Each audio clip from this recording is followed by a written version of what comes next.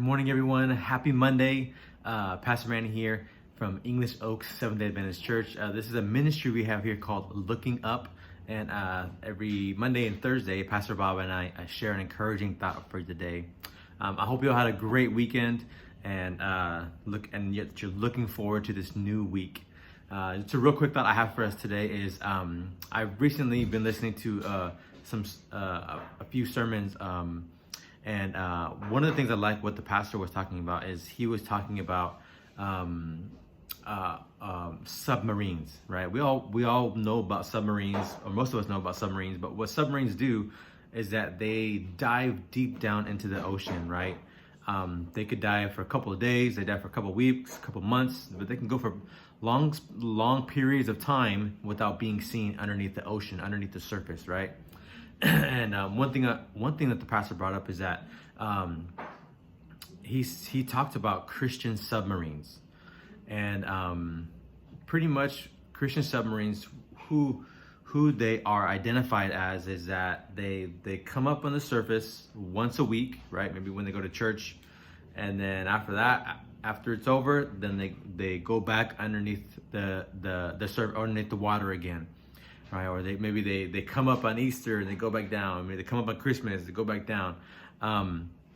But Christian submarines only come up once in a while, and that is not what we as followers of Jesus are called to do. Right, we're called to be visible. We're called to be present. We're called to be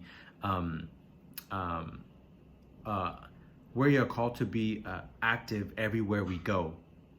And there's a verse that I want to share with you all really quick. It says, it's in 2 Corinthians 6:16. It says this: "What agreement is there between the temple of God and idols? For we are the temple of the living God." Okay, we are the temple of the living God. Now, when we go back to Old Testament times, the temple was specifically meant for God to dwell in. Right, that was the main purpose of the temple, is that so God's presence could be there. And then people from all over the world, Jesus calls it a house of prayer, right? It was supposed to be for people all over the nation, all the other nations to come and to experience God's presence, right? And so looking, thousands of years later, Paul tells us that we are now the living temple of God, right? Because when Jesus left, he descended into heaven, and he sent the Spirit to be with us. And that Spirit is supposed to dwell in us. And so taking that same concept of Old Testament to now, God's presence is in us, and now we are supposed to attract people of all nations, tribes, and tongues so they can experience the presence of God that is in us.